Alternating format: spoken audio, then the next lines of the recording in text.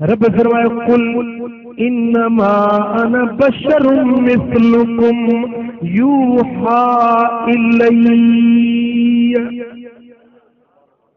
ए मुझा महबूब तू चा तमा तव्हां वांगुरु बशर आया। थोरो ध्यान सां ॿुधो, ईअं रब न फरमायो त अन मिस्लुकुम, ईअं चयो त मां तव्हां वांगुरु आहियां, तव्हां जहिड़ो आहियां, न। अन बशरुन मिस्लुकुम, अन मिस्लुकुम, अन बशरुन मिस्लुकुम, फ़र्क़ु आहे। अन मिस्लुकुम माना तव्हां जो मिसल आहियां, ईअं रब न चयो। अन बशरुन मिस्लुकुम, तव्हां वांगुरु बशरियत में, बशर हुजण में तव्हां जो मिसल आहियां। पर अॻिते पढ़ यूहा इलैया, ऐसी ताईं त मिसलियत आहे, पोइ अॻिते फज़ीलत आहे त मूं मोहम्मद करीम जी तव्हां ते फज़ीलत इहा आहे जो मुंहिंजे मथां वही नाज़िल थींदो आहे, क़ुरान मूंते नाज़िल थींदो आहे, रब जूं आयतूं मुंहिंजे मथां नाज़िल थींदियूं आहिनि।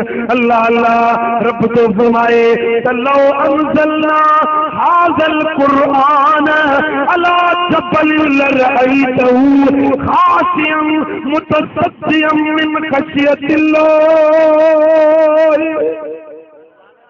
जेकॾहिं हिन क़ुरान खे असां जबलनि ऐं पहाड़नि ते नाज़िल कयूं त अल्लाह जे ख़ौफ़ ऐं ख़शियत में जबल पुरज़ा पुरज़ा थी वञनि, जबल रेज़ा रेज़ा थी वञनि। जबलनि ते क़ुरान नाज़िल थिए त क़ुरान जो पार जबल खणी न सघनि हा, पर वहवा दिलबर मोहम्मद करीम जी फज़ीलत। जे क़ुरान जो नुज़ूल थियो त मुंहिंजे दिलबर मोहम्मद करीम जे क़ल्ब मुबारक ते थियो। अधु क़ुरान पढ़नि था, अधु छॾे ॾियनि था, अधु हिसो पढ़नि था मिसलियत वारो, पर फज़ीलत वारो हिसे ते निगाह ई कोन थी पवे। ॻाल्हि सम्झ में आई? हाँ, सुभान अल्लाह। मुंहिंजा दोस्तो, जिस्म अतहर त तव्हांजो बि आहे, पर जिस्म त दिलबर मोहम्मद करीम जो बि आहे।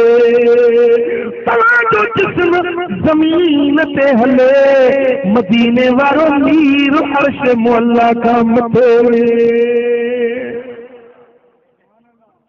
अल्लाह ताला बि ॾिठो पिए त हज़रत ईसा जा कमाल ॾिसी माण्हू भुलिजी पिया, चवण लॻा त ख़ुदा या ख़ुदा जो पुटु आहे। तंहिंजे करे रब फरमायो त हबीब तूं चईं त कुल इन्नमा अना बशरुम मिस्लुकुम।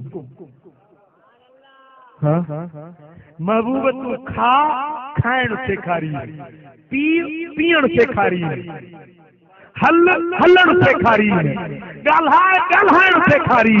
मुंहिंजा महबूब तोखे बशरनि सां गॾु रहायां थो त जीअं तोखे ख़ुदा न चवनि, वरी पर्दा हटाए काब कौसैन ते घुराए हिजाब खणाए तोखे पाण सां एॾो वेठो थो कयां जो को ईअं न चवे त मुहम्मद ख़ुदा खां जुदा आहे।